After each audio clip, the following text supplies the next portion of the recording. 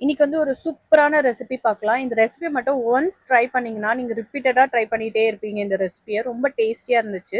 இந்த கருப்பு மூக்கடலையே ஒரு 8 ஹார்ஸ்லேருந்து ஒரு 12 ஹார்ஸ்க்கு ஊற வச்சு எடுத்துக்கலாம். ஊற வச்ச மூக்கடலையே ஒரு வாட்டி நல்லா வாஷ் பண்ணிட்டு மிக்ஸர் ஜாருக்கு ட்ரான்ஸ்ஃபர் பண்ணிடுங்க. நான் வந்து 1 கப் மூக்கடலை எடுத்திருந்தேன். ஸோ 10லேருந்து 15 பல்லு பூண்டு, 2 பச்சை மிளகாய் சேர்த்து இதை நல்லா ஃபைன் பேஸ்ட்டா அரைச்சு எடுத்துக்கோங்க. இதை ஒரு பவுலுக்கு ட்ரான்ஸ்ஃபர் பண்ணிட்டு இது கூட வந்து தேவையான அளவு உப்பு அண்ட் வந்து கொஞ்சம் ஸ்பைசஸ் வந்து ஆட் பண்ணிக்கிறேன். நான் வந்து oregano seasoning, phase leaf, chilli flakes and லைட்டா பெருங்காயம் ஆட் பண்ணி நல்லா கலந்து விட்டுட்டு இது கூட கோதுமை மாவு சேர்த்து நல்லா சப்பாத்தி மாவு பதத்துக்கு பிசைஞ்சு எடுத்துக்கோங்க.